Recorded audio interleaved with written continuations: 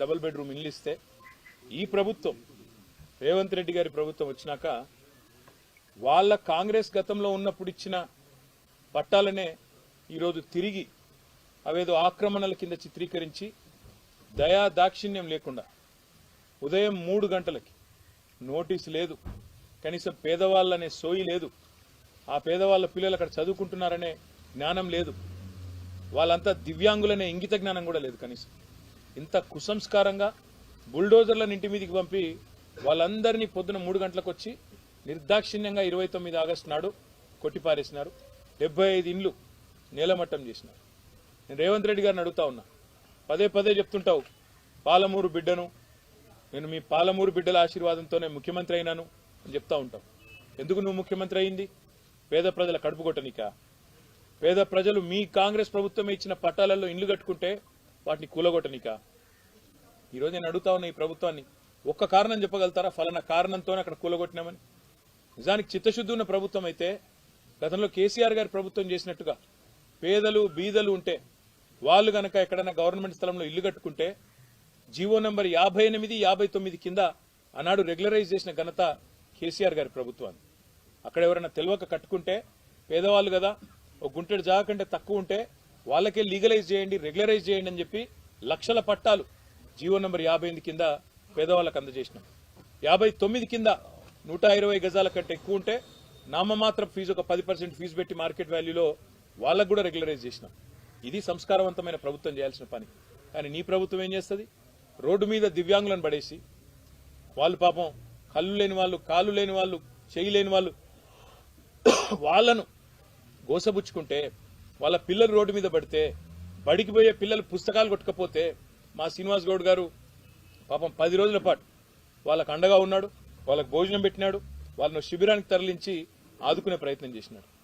నేను రాష్ట్ర ప్రభుత్వాన్ని, ముఖ్యంగా రేవంత్ రెడ్డి గారిని పాలమూరు బిడ్డ అని చెప్పుకునే రేవంత్ రెడ్డి గారిని అడుగుతా ఉన్నా, నీకు గనక నిజంగా సంస్కారం ఉంటే, నీకు కనీసం పేదల పట్ల ప్రేమ ఉంటే వెంటనే ఆ 75 మందికి వెంటనే తక్షణమే డబుల్ బెడ్రూమ్ ఇండ్లు కేటాయించి ఉన్నాయి. మహబూబ్నగర్లో మేము కట్టినే ఇంకా ఇయ్యని ఇంకో ఈజీగా ఇంకో 200-300 వెళ్తాయి. వెంటనే కేటాయించు, వాటిలోకి వాళ్ళని తరలించు. ఇది నెంబర్ 1 డిమాండ్. రెండోది, ఏ అధికారులైతే అక్రమంగా అన్యాయంగా బుల్డోజర్లు పెట్టి ఆ పేదలను రోడ్డు మీద పడేసినారో వాళ్ళ మీద చర్య తీసుకో. నువ్విచ్చిన పట్టాకు, నీ ప్రభుత్వం, నీ కాంగ్రెస్ ప్రభుత్వం ఇచ్చిన పట్టాకే విలువ ఇవ్వని నువ్విచ్చిన పట్టాను చిత్తు కాగితంతో చూసిన అధికారులు ఎవరైతున్నారో వాళ్ళ మీద వెంటనే చర్య తీసుకోవాలి. సస్పెండ్ చేస్తావా, సర్వీస్ నుంచి తొలగిస్తావా, ఏం చేస్తావా చెయ్యి, కానీ దమ్ముంటే ఆ నిర్ణయం కూడా తీసుకోవాలని చెప్పి నేను రేవంత్ రెడ్డిని డిమాండ్ చేస్తా ఉన్నా. మరొక ముఖ్యమైన మాట కూడా ఈ సందర్భంగా నేను ఈ నాగర్ కర్నూలు వేదికగా చెప్పదలుచుకున్నా. ఇప్పుడే ఇక్కడికి వచ్చేటప్పుడు మా సోదరులు మరి జనార్దన్ రెడ్డి గారు, ఆల వెంకటేశ్వర రెడ్డి గారు, శ్రీనివాస్ గౌడ్ గారు, నవీన్ రెడ్డి గారు, ఎమ్మెల్సీ గారు అందరం కలిసి మాట్లాడుకుంటూ వస్తా ఉన్నాం. వస్తుంటే నేను అడిగిన, మరి ఏమైందన్నా, పాలమూరు రంగారెడ్డి ఎత్తిపోతల పథకం కేసీఆర్ గారు ఎంతో ప్రతిష్టాత్మకంగా ఈ వలసల జిల్లాగా పేరుపడ్డ పాలమూరును తప్పకుండా పచ్చగా చేయాలన్న ఉద్దేశంతో కేసీఆర్ గారు ఒకవైపు పెండింగ్ లో ఉన్న ప్రాజెక్టులన్నీ కూడా కల్వకుర్తి కావచ్చు, భీమా కావచ్చు, నెట్టెంపాడు కావచ్చు, వాటిని శరవేగంగా రన్నింగ్ ప్రాజెక్టులుగా మార్చి పూర్తి చేసి 8 లక్షల ఎకరాలకు నీళ్లిచ్చిన నాయకుడు కేసీఆర్ గారు ఒక పాలమూరు జిల్లాలో. మరి అట్లాంటి పాలమూరు శాశ్వతంగా ఒక ధాన్య భాండాగారం కావాలన్న ఉద్దేశంతో పాలమూరు రంగారెడ్డి ఎత్తిపోతల పథకాన్ని తీసుకున్న విషయం మీకు తెలుసు. అందులో రిజర్వాయర్లన్నీ పూర్తయినాయి. వట్టెం కావచ్చు, కరివెన కావచ్చు, ఉద్దండాపూర్ కావచ్చు, ఏదుల కావచ్చు, అన్ని కూడా నార్లాపూర్ కావచ్చు, ఇవన్నీ కూడా పూర్తయిపోయినాయి. పూర్తి కావడమే కాకుండా కేసీఆర్ గారు ముఖ్యమంత్రిగా ఉన్నప్పుడే అందులో కొల్లాపూర్లోనే మరి నార్లాపూర్ దగ్గర అనుకుంటా ఒక పంపు కూడా ఆన్ చేసి ఆనాడు నీళ్లు కూడా వదలడం జరిగింది. ఇక మిగతాది ఇప్పుడు రేవంత్ రెడ్డి చేయాల్సిందల్లా ఏనుగెళ్ళింది తోక చిక్కింది అన్నట్టు అలా 95% పని అయిపోయింది. ఇంకో 5-10% పని మిగిలింది. కేవలం ఆ కాలువల కోసం ఏదైతే భూసేకరణ చేయాలో ఆ పని చేయాలి. ఇప్పుడే వెంకటేశ్వర రెడ్డి గారు చెప్తా ఉండే నాకు, అన్న మన ప్రభుత్వం ఉన్నప్పుడే ఆ టెండర్ కూడా పిలిచినాము, ఈ దుర్మార్గులు వచ్చి అది కూడా రద్దు చేసినారు అని అన్న చెప్తా ఉండే మరి జనార్దన్ రెడ్డి గారు. అన్న మొత్తం ఈ ప్రాంతం అక్కడ కొల్లాపూర్ నుంచి మొదలు పెడితే మనకిక్కడ షాద్ నగర్ అవతల జడ్చర్ల దాకా, ఉద్దండాపూర్ దాకా బ్రహ్మాండంగా అన్ని పనులు కూడా పూర్తి చేస్తున్నాం. వీళ్ళు చేయాల్సింది కేవలం 5-10% పని మాత్రమే మిగిలింది. చేసేస్తే నీళ్లు వచ్చేస్తాయనే ఒక ఆశతో జనార్దన్ రెడ్డి గారు చెప్తా ఉన్నా. నేను రేవంత్ రెడ్డి గారిని డిమాండ్ చేస్తా ఉన్నా, మీరు 90-95% పనులు పూర్తయిన పాలమూరు రంగారెడ్డి ఎత్తిపోతల పథకాన్ని ఎందుకు పట్టించుకుంటలేవు? పూర్తి చేస్తే కేసీఆర్కి మంచి పేరు వస్తుందనా? పూర్తి చేస్తే కేసీఆర్ను ప్రతి నీటి చుక్కలో ప్రజలు తలుచుకుంటారనా? నీ బాధ ఏంది, నీ భయం ఏందని అడుగుతా ఉన్నా. మాట్లాడితే పాలమూరు బిడ్డ అని చెప్తావు, మరి పాలమూరు మీద ఎందుకు ప్రేమ లేదు? నీ ఇవాళ చూసినా నేను కొడంగల్ లిఫ్ట్ ఇరిగేషన్ ప్రాజెక్ట్ నేను అడుగుతా ఉన్నా రేవంత్ రెడ్డి గారిని. రేవంత్ రెడ్డి గారు నిజంగా పాలమూరు బిడ్డవే అయితే సమాధానం చెప్పు. మొన్ననే నల్లగొండ జిల్లా సుంకిశాల కాడ ప్రమాదం జరిగింది.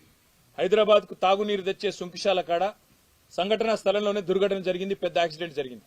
మేము డిమాండ్ చేసినాం ప్రధాన ప్రతిపక్షంగా, ఏ ఏజెన్సీ అయితే అక్కడ పనిచేస్తున్నదో మెగా ఇంజనీరింగ్, దాన్ని బ్లాక్ లిస్ట్ చేయండి, వెంటనే ఎంక్వైరీ కాల్ఫర్ చేయండి, ఆ సంస్థను బ్లాక్ లిస్ట్ లో పెట్టండి.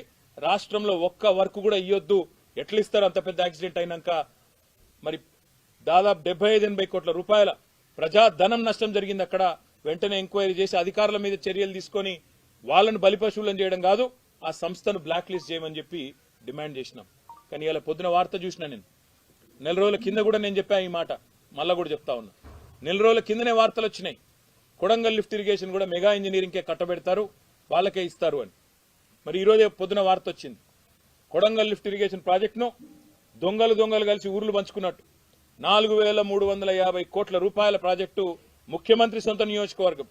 ఒక సంస్థ తన తప్పిదం వల్ల 75-80 కోట్ల రూపాయలు నష్టం జరిగే పని చేస్తే ఆ సంస్థను బ్లాక్ లిస్ట్ చేయాల్సింది పోయి ఈరోజు ఆ సంస్థకు తన సొంత కాన్స్టిట్యున్సీలోని పనిని సగం అప్పచెప్పిండు. ఇంకొక సగమేమో పొంగులేటి శ్రీనివాసరెడ్డి రాష్ట్రంలో మంత్రి, ఆయన సంస్థ రాఘవ కన్స్ట్రక్షన్ కు సగం. మరి ఇన్ని రోజులు రేవంత్ రెడ్డి గారు చెప్పిన మాటలు ఇదే, మెగా ఇంజనీరింగ్ గురించి, వీళ్ళ గురించి, కాంట్రాక్టర్ల గురించి చెప్పిన మాటలు, మరి అవన్నీ కూడా కల్లిబొల్లి మాటలన్న మాట ఇప్పటికన్నా ప్రజలకు అర్థమై ఉంటుందని నేను అనుకుంటా ఉన్నా. ఇన్ని రోజులు నోటికొచ్చినట్టు ఆంధ్ర కాంట్రాక్టర్లని, ఆంధ్ర వాళ్ళకి వర్కులు ఇస్తున్నాడు కేసీఆర్ అని ఇన్ని రోజులు చిల్లర మాటలు ఏదైతే మాట్లాడినావో రేవంత్ రెడ్డి, చెంపలేసుకొని క్షమాపణ చెప్పాల ప్రజలకి.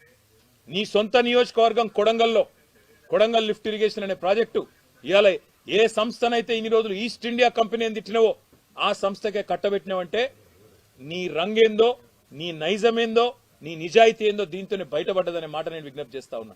ఒకవైపేమో కొడంగల్ లిఫ్ట్ ఇరిగేషన్ ప్రాజెక్టుకేమో 4350 కోట్లు, దాన్నేమో కేకు కోసినట్టు రాఘవ కన్స్ట్రక్షన్ సగం. ఏ సంస్థనైతే బ్లాక్ లిస్ట్ లో పెట్టాలో మెగా ఇంజనీరింగ్ ని వాళ్ళకి సగం రాసిస్తావు. ఏం ఆశించి చేస్తున్నావు? ఇంకోవైపేమో ఇక్కడ ఒక 4-5 వేల కోట్లు ఖర్చు పెడితే మొత్తం పాలమూరు జిల్లా మొత్తం కేవలం 9-10% పని మిగిలింది. ఆ పని మాత్రం చేస్తలేడు. ఎందుకు చేస్తలేవు? మనసు వస్తలేదా? కేసీఆర్ గారికి పేరు వస్తుందని భయమా? అందుకే మేమందరం కూడా ఇందాక వచ్చేటప్పుడు అనుకున్నాం, పెద్దలు కేసీఆర్ గారి అనుమతి కూడా తీసుకుంటాం.